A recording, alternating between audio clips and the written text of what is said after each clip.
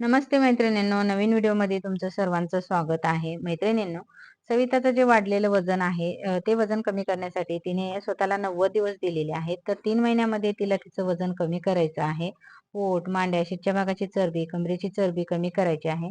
तर उंची कमी असल्यामुळे तिचं जे वजन आहे ते जास्त दिसतं. पोट, मांड्या, शीतच्या भागाची चरबी जास्त दिसते. तर ती एका जागेवर बसून अभ्यास करते, त्याच्यामुळे हे वजन वाढलेलं आहे आणि आता 15 दिवस झालेले आहेत तिचं वेट लॉस जर्नी सुरू होऊन. आणि तिच्यामध्ये रिझल्ट पण दिसतोय. तुम्ही बघू शकता. ज्या मैत्रिणी फॉलो करत असतील सविताचे व्हिडिओ त्यांना दिसेलच. जर समजा तुम्ही नवीन असाल तर तिच्या अगोदरचे व्हिडिओ तुम्ही जाऊन बघा. तर मांड्या आणि शीतच्या चरबी कमी करण्यासाठी तिच्याकडनं मी ह्या वेगळ्या एक्सरसाइज करून घेतलेल्या आहेत. तर तुम्ही ह्या डेली एक्सरसाइजमध्ये नक्की ॲड करा. आणि ह्या एक्सरसाइज सुरुवातीला तिच्याकडनं मी 10-10 ते 20-20 वेळा करून घेतलेल्या आहे. तर तुम्ही पण तितक्याच वेळा करा. आणि ह्या एक्सरसाइज केल्यानंतर दुसऱ्या दिवशी थोड्याशा मांड्या वगैरे दुखतात, पण गरम पाण्याने शेकायच्या आहेत. म्हणजे शेकून घेतल्यानंतर तुम्हाला जो त्रास आहे तो कमी जाणवेल.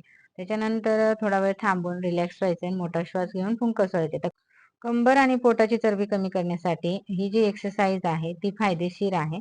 तर इथे आम्ही दोघी करतो एक्सरसाइज म्हटल्यावर आम्ही अशा पद्धतीने एक्सरसाइज केली. कंबर ट्विस्ट केल्यामुळे पोट आणि कमरेची चरबी कमी होते. तुम्ही भिंतीचा सपोर्ट घ्या.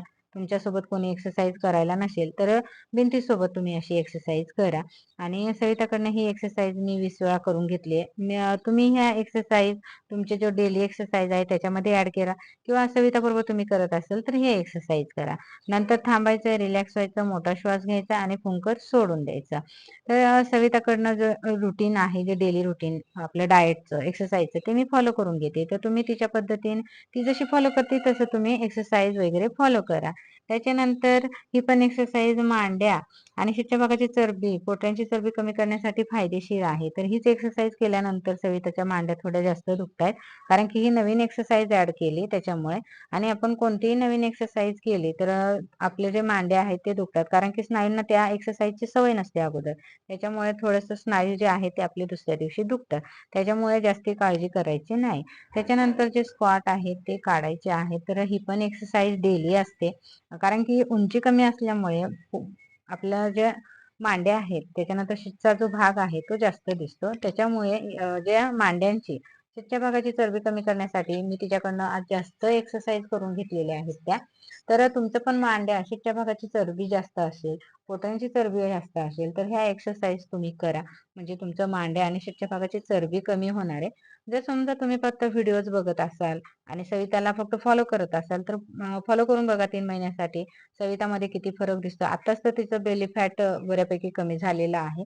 तुम्ही तिचा अगोदरचा व्हिडिओ जाऊन बघू शकता किंवा सुरुवातीचा जो व्हिडिओ बघितलाय तुम्ही त्याच्यामध्ये तिचं बेली फॅट जास्त दिसतंय. तर असं हळूहळू ती जे बेली फॅट आहे ते कमी होणारच आहे. तर तुम्ही पण घरी ह्या एक्सरसाइज करत राहा आणि हेल्दी डाएट फॉलो करत राहा. म्हणजे तुम्हाला पण 100% छान रिझल्ट मिळणार आहे.